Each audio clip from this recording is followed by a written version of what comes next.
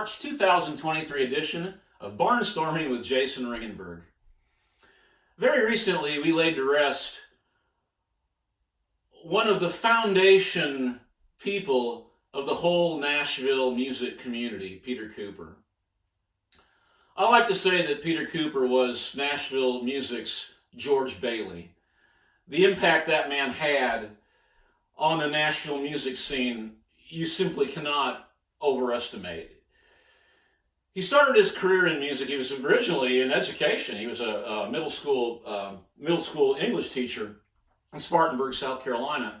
Then he got a job working for the Spartanburg paper there and wrote about music for them.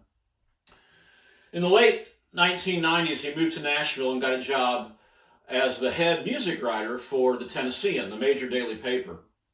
The Tennessean also was related to USA Today, so Peter was writing for both the Tennessean and USA Today, the Gannett system of papers. Now, that position, of course, was major. Peter can make a huge difference in someone's career. If you were new and starting out in the business and got a mention in Peter's column, which was read by just about everybody in Nashville, it could get you into the halls of power. Taylor Swift at the height of her popularity wanted to do a story, wanted to have a feature done with Peter Cooper. That's how important Peter was. Later then, he became one of the directors at the Country Music Hall of Fame, a senior director there at the Country Music Hall of Fame and Museum. Now, I could go on and on about all the different things Peter has done, and there's been so much written about him. Just check it out online. You'll see all the different things he's done. He was also a great singer-songwriter and performer, along with all the other stuff I just mentioned. Personally, to me, Peter was a friend. We got to know each other when he was in Spartanburg. He wrote a lot of really good pieces about Jason and the Scorchers. And when he moved here, I got to know him even better. I got to know his family, Charlotte and Baker, his son. Peter even co-produced a record for me, Christmas on the Farm, with Farmer Jason, one with Tom Utes. And more than that, I could always count on Peter for support. This is a crazy business, y'all. It really is. I can't overstate that. And there's times like artists like myself, we have our doubts. And so many times Peter would always give me support, like, wow, keep on doing what you're doing. It's important, and it's important to keep out there and keep making your music. Certainly the latest renaissance I've had with the two Jason Ringenberg records, Stand Tall and Rhinestoned, Peter played a big role in them. He was right there, right before I went out to the Sequoia National Park. He said, man, you need to go and write a bunch of great songs because I think you have great music in you. You need to write more music and record more music. And, when I was out there, I even read his book, Charlie's Pride and Johnny's Cash, which is a fantastic book. And the cabin didn't have power in it. So every night by flashlight, as I had been out hiking and writing songs out there in the Sequoia National Park, I would read Peter's book. It was that, he just had that kind of impact. So I think what a lot of folks maybe don't know about Peter is that he was a really funny guy. He always made me smile whenever I had these talks with him. And if you don't mind, I'm going to read what he sent to the Country Music Hall of Fame when he was applying for their senior director position at the Country Music Hall of Fame and Museum. So this is what he sent them. Oh my goodness, here we go. Reasons not to hire Peter Cooper for the super prominent position at the Country Music Hall of Fame and Museum. Has only a bachelor's degree in English, and even that from a college no one has ever heard of, Wolford College, the Fighting Terriers. Really? Spent formative years in the South Carolina public schools. Oof. No fundraising experience, interest, or comfort level, other than selling grapefruit for a high school marching band. And he was terrible at that.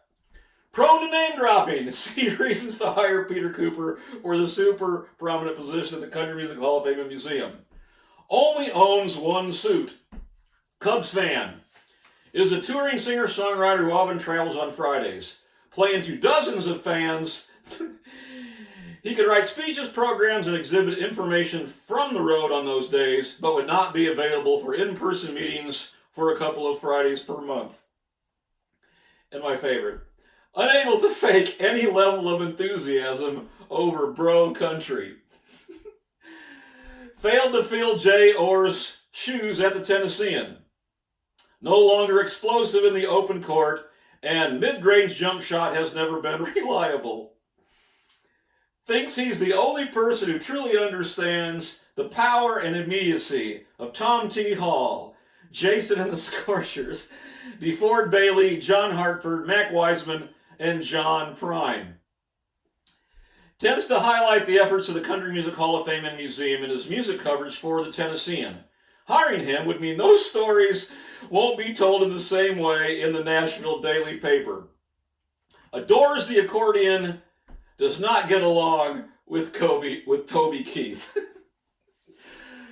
A man's a pure genius, folks. Now, when he co-produced the Christmas on the Farm with Farmer Jason record, I was on the phone with him talking about it, and I said, Peter, I think I have 10 great songs. I've picked out the standards I want to do. I've done some original songs, and I think I have 10 great songs, but I want to have one more. I think I'm one song short of a perfect record here. So can you help me maybe write another song for this project? He said, sure, okay. The next morning, he came back to me with 4 almost completely completed songs. All of them really good. All of them tied into the whole Farmer Jason story and all the characters that I created with Farmer Jason. He somehow found a way to incorporate that into these 4 songs. I only nearly needed one, so I picked out one and I wrote the music for, but he wrote all the lyrics for All I Want for Christmas is a Punk Rock Skunk.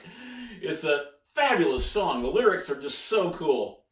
Now, I'm going to sing this song to you now, but I'm only going to do the verses and the choruses. I won't be able to do that amazing call and response thing that he did at the end with different Farmer Jason characters that are talking back and forth to each other. I can't do that. So check that out. If you haven't heard that song, check that out. Check out that ending. But now, here we go. I'm going to sing the basic components of All I Want for Christmas is a Punk Rock Skunk. Lyrics, compliments of Mr. Peter Cooper.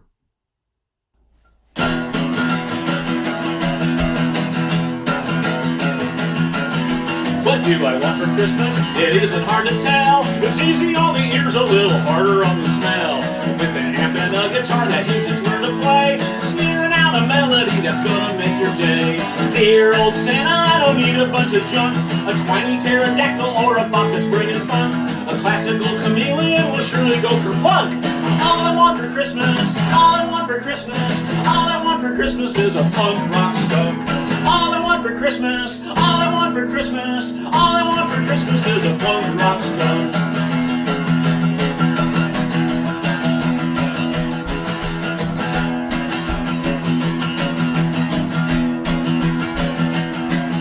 My friends will be so jealous when they see my new pet. Hey ho, let's go get a haircut at the vet. A white mohawk and a ripped up t-shirt. Call him Johnny Rotten makes it, watch him go berserk. Dear old Santa, I don't need a bunch of junk, a twangy pterodactyl or a box that's bringing funk. A classical chameleon will only go for fun. All I want for Christmas, all I want for Christmas, all I want for Christmas is a punk rock skunk. All I want for Christmas, all I want for Christmas, all I want for Christmas is a punk rock skunk. All I want for Christmas, all I want for Christmas, all I want for Christmas is a punk rock skunk.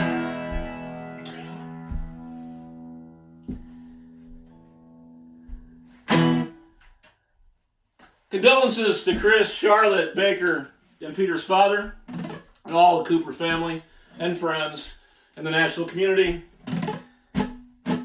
See you down the old Lost Highway, Peter Cooper.